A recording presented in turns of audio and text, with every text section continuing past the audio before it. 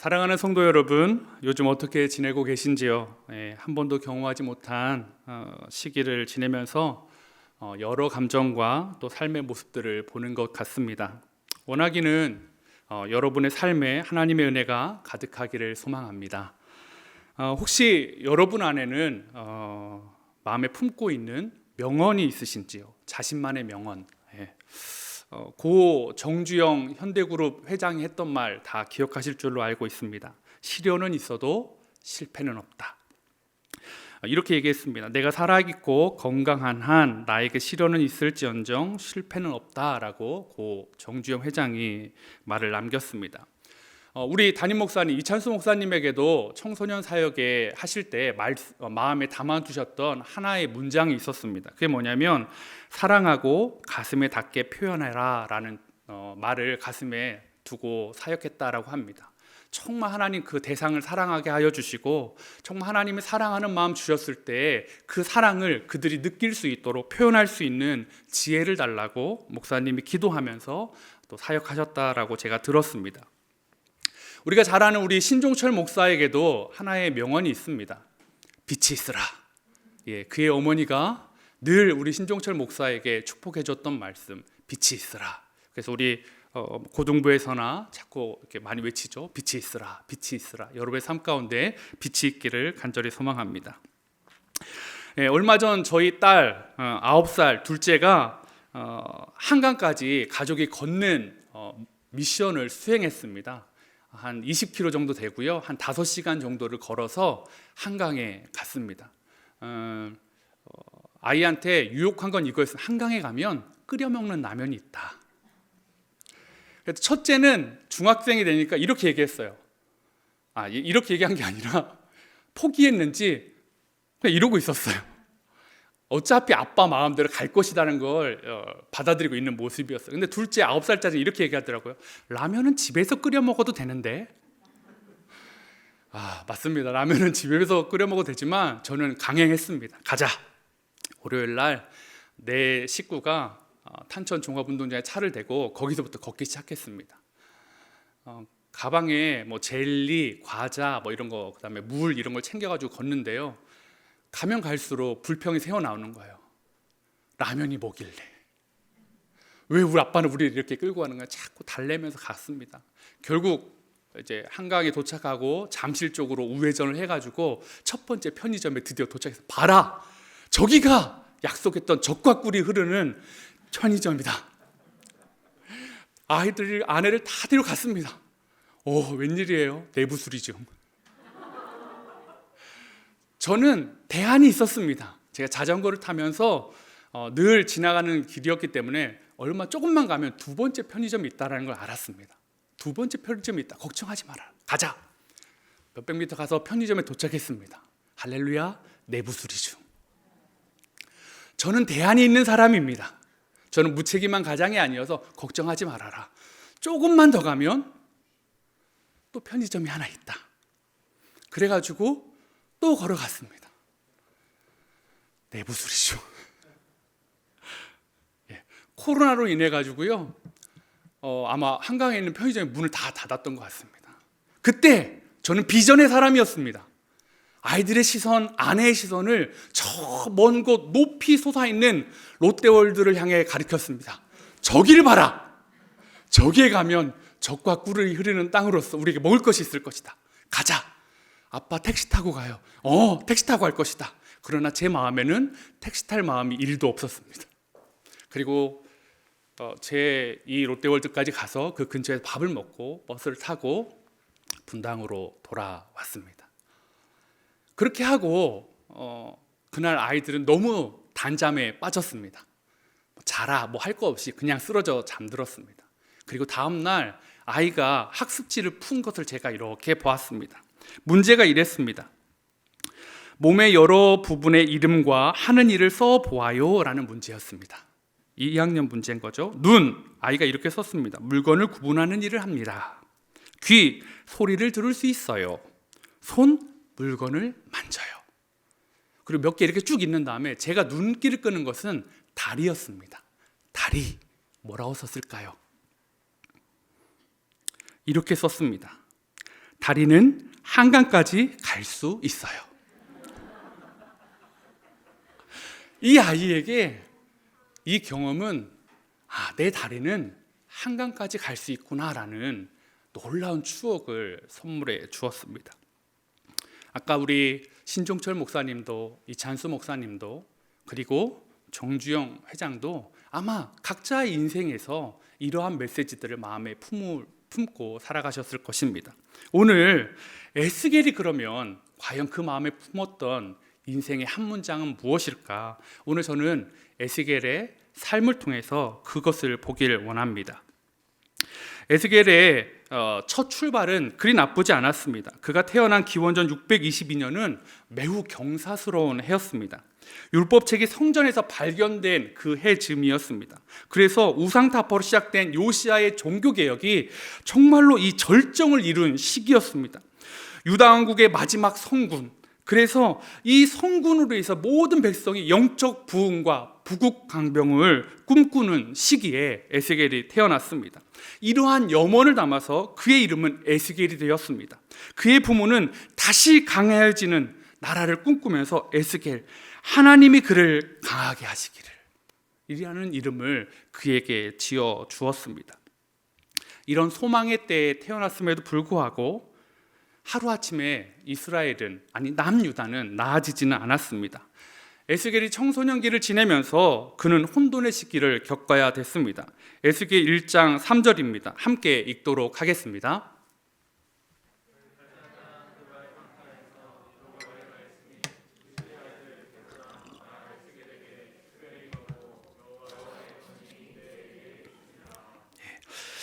부시의 아들 제사장 나 에스겔에게. 에스겔은 제사장 집안이었습니다. 아마 이때의 수습 제사장으로서 제사에 대한 업무들을 배워가고 있었을 것입니다. 이 당시의 대표적인 선지자는 예레미야였습니다. 예레미야의 별명을 여러분 아실 줄로 믿습니다. 눈물의 선지자. 그가 왜 눈물을 많이 흘려야 됐습니까? 그의 상황이 너무 안 좋았기 때문입니다. 그 시대의 영적인 상황, 나라의 상황이 너무 좋지 않았기에 그는 울 수밖에 없었습니다. 특별히 거짓 선지자들과의 싸움. 그래서 이 거짓 선지자들과 예레미야의 그 영적 싸움, 어떤 것이 하나님의 예언이 맞는지에 대한 그 싸움들이 계속되고 있었습니다. 남유다는 그 사이에서 갈팡질팡하고 있었습니다. 이쪽도 저쪽도 선택하지 못했습니다. 왜냐하면 단순히 예레미야를 선택하는 것, 단순히 어떤 선지자를 선택하는 것이 아니라 이 선택은 나라의 국군을 결정하는 선택이었기 때문입니다. 이집트와 아수르와 바벨론 사이에서 이쪽 나라를 지지해야 된다, 이쪽에 있어야 된다라는 그들의 말들 어느 하나 잘못 선택하면 나라가 하루아침에 사라져버릴 수 있는 그런 풍전등화의 위기 가운데 있었기 때문입니다. 그런 위기 가운데 정말 위기가 이스라엘 남유다 가운데 찾아왔습니다. 에스겔 나이 25살이었습니다. 예루살렘이 함락되고 그가 포로가 되었습니다. 수습 제자로서 있을 때 바벨론에 의해 예루살렘이 정복됨으로 인하여 그가 배웠던 모든 것은 아무 쓸모가 없었습니다. 그에게 보장된 제사장의 직분은 사라져 버렸습니다. 그의 꿈도 그의 소망도 산산이 부서졌습니다. 어떻게 예루살렘이 이방 나라에게 정복당할 수 있을까? 에스겔과 많은 유다 사람들이 생각하는 질문이었습니다. 거짓 선지자들이 말한 유다는 망하지 않는다, 하나님은 우리를 절대 버리시지 않는다라는 이 피상적 낙관주의, 긍정주의는 환상처럼 깨어져 버렸습니다. 이러한 모습은 포로 생활을 하면서 더욱 가혹하게 찾아옵니다. 혼돈과 상실과 상처가 가득한 포로 백성, 그들의 생활은 고달프기 그지 없었습니다. 그들에게 조금씩 남아있었던 피상적 낙관주의는 점점 더 깊게 파괴되어 갔습니다. 그러면서 오늘 에스겔 1장 1절에 3절의 말씀을 한번 같이 제가 보도록 하겠습니다. 30째 해 넷째 달 초닷새 내가 그발강가 사로잡힌 중에 있을 때에 하늘이 열리며 하나님의 모습이 내게 보이니 여호야긴 왕이 사로잡힌 지 5년 그 달 초닷새라. 갈대아 땅 그발강가에서 여호와의 말씀이 부시의 아들 제사장 나 에스겔에게 특별히 임하고 여호와의 권능이 내 위에 있으니라. 에스겔과 많은 수의 포로들이 바벨론 그발 강가에 특별히 정착했던 것 같습니다.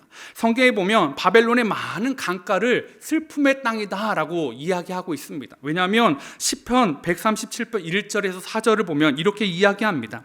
우리가 바벨론의 여러 강변 거기에 앉아서 시온을 기억하며 울었도다. 그 중에 버드나무에 우리가 우리의 수금을 걸었나니 이는 우리를 사로잡은 자가 거기서 우리에게 노래를 청하며 우리를 황폐하게 한 자가 기쁨을 청하고 자기들을 위하여 시온의 노래 중 하나를 노래하라 함이로다. 우리가 이방 땅에서 어찌 여호와의 노래를 부를까? 바벨론 강변의 이방 땅에서 그들이 정착할 수밖에 없었던 이유는 우상 숭배와 여러 가지 악한 행습 가운데 그들이 정결례를 하기 위해서 물이 필요했기 때문입니다. 여러 강변은 그래서 유대인들의 집단 거처가 되었습니다. 그런데 그 거처들은 다 눈물의 땅이 되었습니다. 거기서 울고 있는 것입니다. 시온을 기억하며 울고 있는 것입니다. 왜냐하면 바벨론 사람들이 조롱하는 것이죠. 야, 노래해봐라. 너 좋은 노래 알잖아. 너 노래 잘하잖아. 시온의 노래 해봐라. 시온의 노래가 무엇입니까? 하나님을 찬양하는 노래입니다. 그런데 술자리에서 유흥거리로 그렇게 사용되고 있는 그들의 모습을 보면서 그들은 절망하고 있고 그들은 좌절하고 있고 그들은 통탄에 빠져 있습니다. 그러니 어찌 울지 않을 수 있겠습니까? 노래를 부를 때마다 처량해집니다. 노래를 부를 때마다 작아집니다. 노래를 부를 때마다 우리의 모습을 알 수가 없는 것입니다. 우리가 이방 땅에서 어찌 여호와의 노래를 부를고, 우리가 어찌 이곳에서 우리의 생활 중에서, 우리가 어찌 이곳에서 우리가 살아가는 삶의 터전에서 어찌 여호와의 노래를 부를고, 그들은 삶 가운데 여호와의 노래를 빼앗겨 버렸습니다. 에스겔과 백성들은 자신들이 예루살렘 성전에 있는 하나님의 임재에서 멀리 떨어져 있다라고 생각했습니다. 그래서 하나님의 임재를 회복하기 위해서 빨리 돌아가야 된다고 생각했습니다. 하나님 돌아가게 해주십시오. 하나님의 임재가 있는 곳으로. 그러나 그들은 돌아갈 힘도 능력도 없었습니다. 이러한 절망의 상황에 하나님은 친히 조롱의 땅, 슬픔의 땅에 찾아와 주셨습니다. 우리가 아까 읽었었던 그 1절에 하늘이 열리며 하나님의 모습이 내게 보이니, 3절에 이렇게 이야기하고 있습니다. 여호와의 말씀이 나 에스겔에게 특별히 임하고 여호와의 권능이 내 위에 있으니라. 에스겔에게 하나님의 권능이 저항할 수 없는 능력으로 임한 것입니다. 자신의 무능과 상한 감정 모든 것을 덮으신 하나님의 권능이 에스겔에게 강권적으로 역사하고 계신 것입니다. 그것이 얼마나 충격적이었는지 에스겔이 이것을 이렇게 표현하고 있습니다. 오늘 3절에 나 에스겔에 특별히 임하고 여호와의 권능이 내 위에 있으니라. 여호와의 권능은 예루살렘만 있는 줄 알았습니다. 그런데 조롱의 땅에 내 위에 있으니라 라고 말하고 있는 것입니다. 특별히 이 구절을 NIV 성경에는 이렇게 이야기하고 있습니다. 1장 3절 하반절 There the hands of the Lord was upon him. There, 거기가 어떤 땅입니까? 갈대아 땅입니다. 그발강가입니다. 포로의 땅입니다. 부정한 곳입니다. 절망의 땅입니다. 근데 거기에 하나님의 강한 손이 지금 역사하고 계신 것입니다. 에스겔은 돌아가서 여호와의 영광을 볼 것을 꿈꿨는데 하나님이 거기에 찾아와 주신 것입니다. 에스겔에게 하나님은 거기 계셨던 하나님이었습니다. 조롱당할 때에도, 눈물 흘릴 때에도, 실패의 장소인 그 그발강가에 하나님은 여전히 에스겔과 함께 계셨습니다.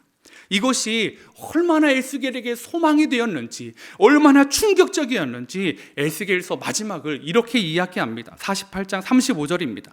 그 사방의 합계는 18,000척이라. 그날 후로는 그 성읍의 이름을 여호와 삼마라 하리라. 그 성읍은 예루살렘을 이야기합니다. 그리고 그 성읍의 별명을 여호와 삼마라 할 것이다 라고 합니다. 여호와 삼마는 하나님이 거기 계신다라는 뜻입니다. 하나님이 여기 계신다라는 뜻입니다. 에스겔에게는 하나님이 거기 계신다라는 게 너무나 두렵고도 기쁨으로 찾아왔습니다. 안 계실 줄 알았는데, 없는 줄 알았는데 하나님이 거기 계셨다라는 것입니다.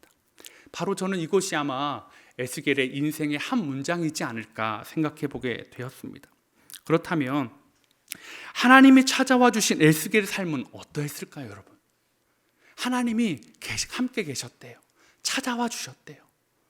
큰 권능으로 하나님의 위대한 손으로 임재해 주셨습니다. 그런데 에스겔은 어떠한 삶을 걸어갑니까? 에스겔의 나이 34살, 포로 생활 9년 만에 20대로 추정되는 너무나 젊은 아내를 하나님이 데려가십니다. 어떤 질병이 아니라 하나님이 하나님의 일을 위해서 하나님이 데려갔다라는 표현이 더 정확할 것 같습니다. 24장, 에스겔 24장 16절 17절에 이렇게 이야기합니다. 인자야, 내가 내 눈에 기뻐하는 것을 한 번 쳐서 빼앗으리니, 네 눈에 기뻐하는 것을 한 번 쳐서 빼앗으리니 너는 슬퍼하거나 울거나 눈물을 흘리거나 하지 말며 죽은 자들을 위하여 슬퍼하지 말고 조용히 탄식하며 수건으로 머리를 동이고 발에 신을 신고 입술을 가리지 말고 사람이 초상집에 먹는 음식물을 먹지 말라 하신지라. 에스겔의 눈에 기쁨이었던 것, 절망의 땅에서 유일하게 소망이 되어주었던 것, 유일하게 위로자가 되어주었던 사람, 그 기쁨 하나님이 데려가 버리셨습니다. 그러면서 에스겔에게 이야기하는 것입니다. 울지도 마라. 장례도 치르지 말아라. 여러분, 유일한 기쁨, 유일한 소망인 아내를 잃어버린 에스겔에게 하나님은 거기 계신 것입니까? 그 슬픔 가운데 하나님이 거기 계셨습니까? 맞습니다. 계셨습니다. 아니, 하나님이 주도하셨습니다. 또 그는 이 포로 생활 가운데 예루살렘이 완전히 망한, 예루살렘이 함락됐다는 소식을 또 한 번 듣게 됩니다. 왕은 포로로 끌려오고 또 다른 포로들이 자기들이 예루살렘에 갈 것을 꿈꿨는데 예루살렘에 더 많은 사람들이 포로로 그발 강가로 바벨론의 수많은 강들로 끌려가는 것들을 보고 듣게 됩니다. 그리고 에스겔은 앞으로 십수년이 훨씬 더 수십 년이 남은 포로 생활을 견뎌야 됐고 그의 삶은 포로 생활로 끝나버립니다. 그는 이스라엘의 회복을 보지 못하고 죽습니다. 사랑하는 성도 여러분, 에스겔의 삶은 실패한 인생입니까? 하나님이 함께한 인생입니까? 하나님은 분명히 거기 계셨다고 했는데 하나님은 큰 손으로, 전능하신 손으로 함께했다고 했는데 그의 삶은 우리가 아는 것과 같은 그런 성공한 삶입니까?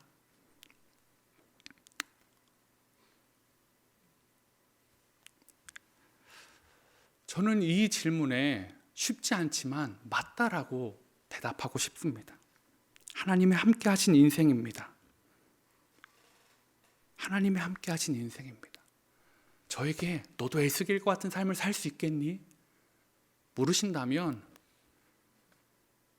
쉽게 대답할 수는 없겠지만 에스겔의 삶을 보면서 그런 비참한 가운데 상실의 시대에 그 아픔 가운데 에스겔이 하나님과 함께 했느냐라고 했을 때 네, 맞습니다. 하나님이 함께 하신 인생입니다. 여러분, 하나님이 함께하는 인생도 사랑하는 아내가 죽을 수 있습니다. 하나님이 함께하는 인생도 나라가 망해버릴 수 있습니다. 하나님이 함께하는 인생도 자신의 꿈을 보지 못하고 죽을 수 있습니다.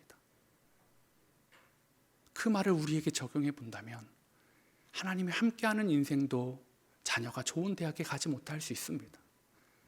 하나님이 함께하는 인생도 경제적으로 어려운 가운데 놓일 수 있습니다.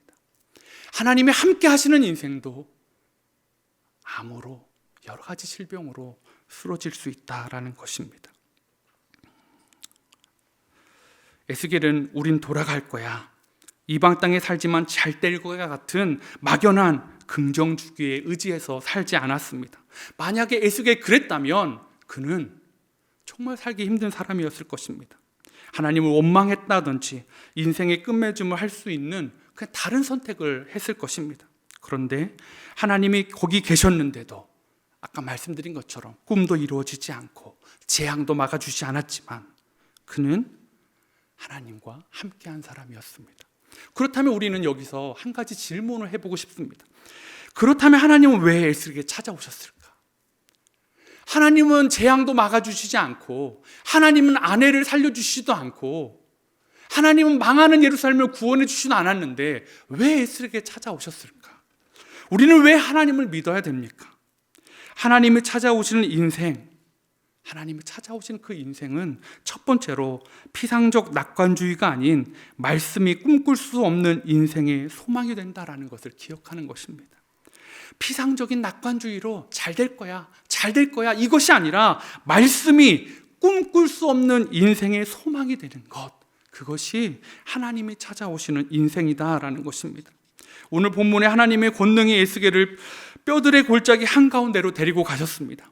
1절 2절에 이렇게 이야기합니다. 여호와께서 권능으로 내게 임재하시고 그의 영으로 나를 데리고 가서 골짜기 가운데 주셨는데 거기 뼈가 가득하더라. 나를 그 뼈 사방으로 지나가게 하시기로 본즉 그 골짜기 지면에 뼈가 심이 많고 아주 말랐더라. 끝이 보이지 않는 뼈들의 골짜기, 가득 골짜기를 메우고 있는 뼈들을 보고, 근데 그 뼈들이 아주 말랐다라는 건 오래되었다라는 것입니다. 이러한 상태로 오래 방치된 그 골짜기 안에 에스겔을 세워주시고 에스겔은 그것들을 한 번에 알아볼 수 있었습니다. 이러한 상태 가운데 하나님 에스겔에 묻습니다. 이 뼈들이 능히 살아날 수 있겠느냐? 그리고 우리가 잘 아는 것처럼 이 뼈들은 살아납니다. 무엇이 이토록 오래되고 허물어진 육체의 잔해의 뼈들을 회복하는 출발점입니까? 하나님은 에스겔에게 이 수많은 뼈들 중에서 야, 네가 하나만 맞춰봐라. 그러면 내가 이 뼈들을 살려줄게. 이 많은 퍼즐 중에서 내가 이렇게 골짜기 뼈들을 많이 깔아놨는데 너한테 다 맞추라고 하지 않을게. 하나만 맞춰봐. 그럼 내가 이 뼈들을 다 살려줄게. 이렇게 말씀하지 않으셨습니다. 하나님은 그 피폐한 상황 가운데에서 이렇게 이야기하십니다. 37장 7절입니다. 이에 내가 명령을 따라 대언하니 대언할 때에 소리가 나고 움직이며 이 뼈 저 뼈가 들어맞아 뼈들이 서로 연결되더라. 에스겔이 보기에 뼈들은 도저히 이건 이 뼈가 어떤 뼈인지 알 수도 없는 그런 뼈들이었습니다. 그러나 그 많던 뼈들이 하나님의 말씀이 선포되자 제자리를 찾아가기 시작합니다. 자기가 있어야 될 곳으로 맞아 들어가기 시작한다라는 것입니다. 사랑하는 성도 여러분, 우리의 인생도 마찬가지입니다. 자꾸 무엇 하나 맞춰보려고, 이거 하나만 맞춰보면 잘 풀려질 것 같은데 꼬여만 가고 있는 문제가 여러분 삶 가운데 있지는 않습니까? 하나님 앞에서 내가 이거 하나만 맞추면 하나님이 나머지는 다 해결해 주실 거야. 그것은 잘못된 환상입니다. 인생의 꼬인 퍼즐은 그렇게 풀어가는 것이 아닙니다. 먼저 하나님의 말씀이 우리의 삶에 작동되게 해야 되는 것입니다. 하나님의 말씀이 선포될 때 어떻게 수습해질지도 모르는 그 골짜기의 뼈들이 자기 자리를 찾아가고 있는 것입니다. 아주 오래된 뼈들, 형체를 찾아볼 수도 없는, 알아볼 수 없는 그 뼈들의 형체를 맞춰주시는 분, 그분이 바로 하나님이십니다. 하나님의 말씀이 우리 삶에 선포될 때 우리는 소망의 끈을 붙잡을 수 있습니다. 저는 요즘 사실 한창 좀 두려웠습니다. 코로나 사태가 발생하면서 제가 늘 했던 패턴들이 다 무너지기 시작했습니다. 담임 목사님께서 목회자는 당일을 준비도 해야 되지만 5년 후, 10년 후를 준비하셔야 된다고 했는데 그렇게 하고 있다고 생각했는데 막상 제 삶이 멈추고 제 일상이 멈춰버리니까 아무것도 할 수 없었습니다. 특별히 제 안에 두려움은 뭐였냐면 뭔가를 해야 될 것 같은데, 성도님들을 위해서 아니면 나를 위해서 뭔가를 준비하고 성도님을 뭔가 해야 될 것 같은데 생각이 떠오르지 않는 것이었습니다. 주변에 우리 교회 좋은 사역자들을 보면 막 좋은 아이디어를 가지고 열심히 도전하고 있는 걸 볼 때마다 더 작아지는 제 모습을 경험하게 되었습니다. 제가 그래서 뭐 하나라도 맞춰보려고, 나도 뭔가 해보려고 많이 고민하고 있는데 두려움만 더 커지는 것이었습니다. 기도의 자리에 나와도 기도가 되기는커녕 뭘 해내야 될 텐데, 뭘 해야 될 텐데, 이런 마음이 저를 사로잡고 있었습니다. 그러다가 그 마음이 일시에 사라지는 것을 경험하게 되었습니다. 바로 이번 주일이었습니다. 제가 나사렛인 걸 고백하는 순간에, 내가 예루살렘이 아닌 것을 고백하는 순간에 제 안에 그 두려움이, 부담감이 사라지는 것을 느끼게 되었습니다. 뭘 해야 되는데, 나는 뭐 할 수 있을까? 내 손바닥만 보고 있는데, 그때 제 손을 다시 하나님께 올려드리기 시작했습니다. 찬양 가운데 두 손을 높이 들고 나의 무능력함을, 하나님 나의 지혜 없음을, 나의 능력 없음을 하나님 앞에 고백하는데, 하나님이 저에게 그래, 너 예루살렘 아니야. 네가 예루살렘이어서 내가 너를 사역자로 부른 게 아니야. 내가 예루살렘에서 너를 분당으로 있게 한 게 아니야. 그리고 분당으로 이렇게 오래 있었던 거, 네가 예루살렘이어서 있었던 거 아니다라고 말씀해 주셨습니다. 사랑하는 성도 여러분, 하나님이 말씀으로 저를 보게 하셨습니다. 저의 비참함을 보게 하시고, 저의 능력 없음을 보게 하시고, 저의 두려움을 보게 하셨습니다.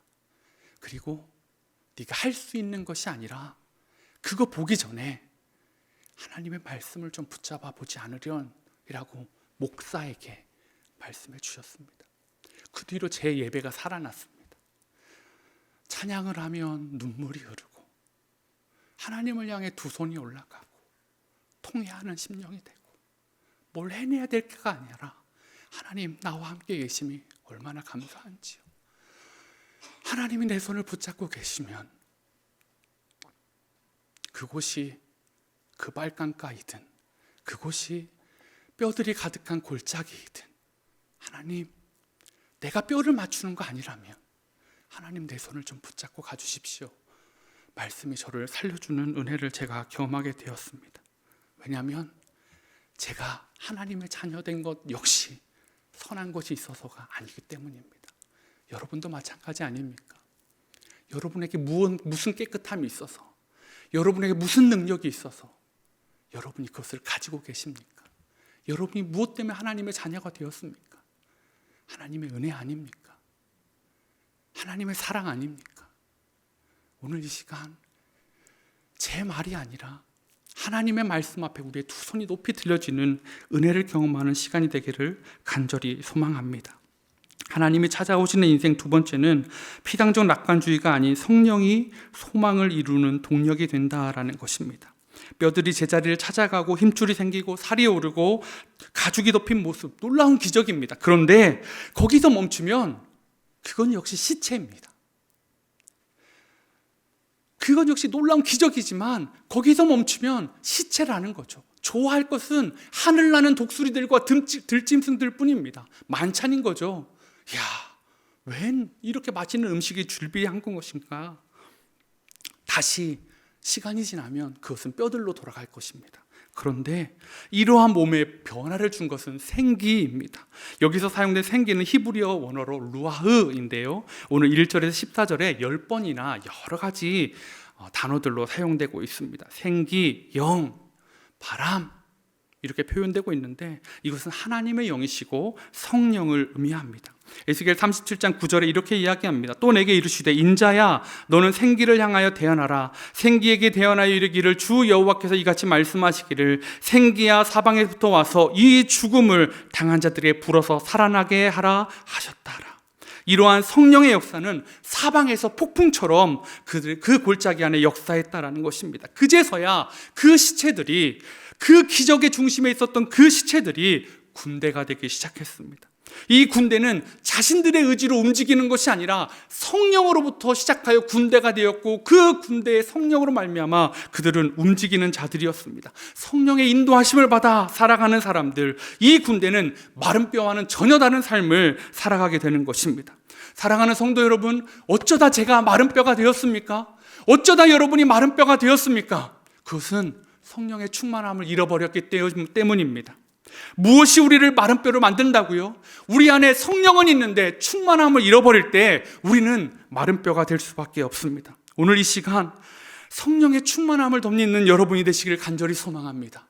여러분이 있는 그 모니터 앞에, 여러분이 앞에 있는 핸드폰 앞에, 여러분 성령이 거기에 여호와 삼마의 하나님, 거기 계신 하나님께서 성령의 바람으로 여러분과 함께 하시는 그런 은혜의 시간이 되기를 저는 간절히 사모합니다. 그때에 우리는 마른 뼈가 아니라 군대가 될 수 있습니다. 저는 오늘 말씀을 통해서 한 가지 꿈을 꾸게 되었습니다.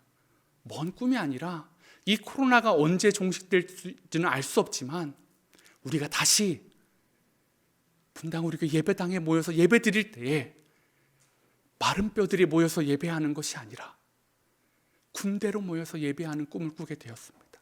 사랑하는 성도 여러분, 여러분이 있는 그곳이 하나님이 계신 곳입니다. 여러분이 예배하는 그 그발강가가, 여러분이 헤쳐나오지 못하고 있는 그 바벨론이 하나님이 계신 곳입니다. 거기서 말씀과 성령으로 살아나시기를 바랍니다. 말씀과 성령으로 군대가 되시기를 원합니다. 그래서 우리가 다시 예배당에 모였을 때에 똑같은 사람들이지만 마른 뼈들로서가 아니라 하나님의 군대로서 정말 우리 각자의 삶을 정복하고 승리하고 모일 수 있는 믿음의 용사들이 되었으면 좋겠습니다. 저는 오늘 어떤 적용이나 이런 것들을 말씀드리지 않으려고 합니다. 여러분, 말씀과 성령입니다. 이것이 중요합니다. 하나님이 찾으시는 사람, 말씀과 성령의 사람입니다. 나는 말씀과 성령에 잘 모르는데요. 여러분, 하나님이 찾아가 주십니다. 하나님이 거기로. 그래서 몇백 년 후에 예수님께 말씀으로, 성령으로 이 땅 가운데 우리에게 오셨습니다. 하나님의 사역은 늘 말씀과 성령이었습니다. 태초에도 말씀이, 성령님이 수면 일을 운행하시고 그 일을 감당하셨습니다. 오늘 이 시간 말씀과 성령으로 은혜를 누리고 회복이 되고 우리의 그발강가를 하나님의 거룩한 곳 여호와 삼마로 바꾸시는 저와 여러분 되시기를 간절히 소망합니다.